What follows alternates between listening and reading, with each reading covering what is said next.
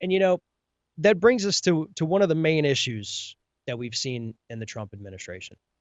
Since day one, Donald Trump has made it clear that he wants to absolutely gut the Environmental Protection Agency and any and all regulations put forth by the Obama administration. Just this week, EPA head Scott Pruitt tells us that we're going to dismantle, get rid of, do away with, throw in the trash President Obama's Clean Power Rule, which regulates the amount of emissions that coal plants and power plants can spew into the atmosphere. There's different levels based on when the plant was built, et cetera, et cetera. But overall, it was to reduce our carbon emissions, help prevent air pollution to an extent, and let Americans breathe easier. But now Scott Pruitt, who made a name for himself back in Oklahoma for constantly suing the EPA, decides we don't need that. We don't need people to be able to breathe clean air. We don't need corporations to be held accountable for destruction of the environment and destruction of human health. We don't need that, Scott Pruitt tells us. What we need to do is end the war on coal. The war on coal, Scott Pruitt tells us. He says that repealing this Clean Power Rule is absolutely the end of the war on coal. Coal country can come back. They can bounce back. They're going to be out there making so much coal, it's going to blow your mind. Well, again, reality doesn't match up to Republican talking points. It rarely does. The reason coal is dying in the United States and all over the world is because demand is falling. Demand has fallen in some of the largest markets in the world, China and India. And it's been that way for several years.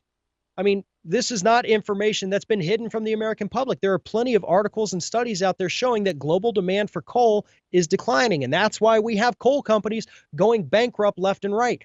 2 or 3 years ago, coal CEOs actually came out and admitted that this so-called war on coal that they've been talking about from the Obama administration was a complete fabrication from day one. It never existed. And yet people like Mitch McConnell and Scott Pruitt and Donald Trump have all come out and repeated that same talking point that the industry itself debunked years ago, saying that there was some kind of war on coal.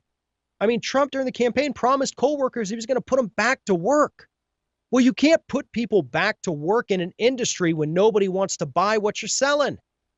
But they think, or at least they claim, that repealing these regulations by getting rid of these life-saving safety standards, that coal miners are going to be put back to work. Now, let's be perfectly honest here. The administration doesn't think that'll happen. They do not. They know better. They've seen the studies. They've created a lot of them. What they think, however, is that people in coal country, those out-of-work coal miners, as long as they believe it, they're going to keep voting for these politicians. They're not going to, suddenly switch over to be Democrats because Republicans are always going to use that talking point. And it's been proven time and time again to actually be successful with them. But nothing's going to bring the coal industry back. And to be honest, we don't need it back. What we need to be doing is investing in better forms of renewable energy, investing in our energy infrastructure, something that this administration is unfortunately actually trying to scale back. Reports earlier this week showed that the Trump administration was trying to scale back or completely eliminate the subsidies that we're giving to wind and solar. So there you have it, folks. That's where our priorities lie as a country right now. Do everything we can for the fossil fuel industry while leaving American citizens to deal with the pollution and trying to strangle from the inside renewable energy. I'm Farron Cousins, sitting in for David Pakman today on the David Pakman Show. You can follow me on Twitter at FarronBalanced. We'll be right back.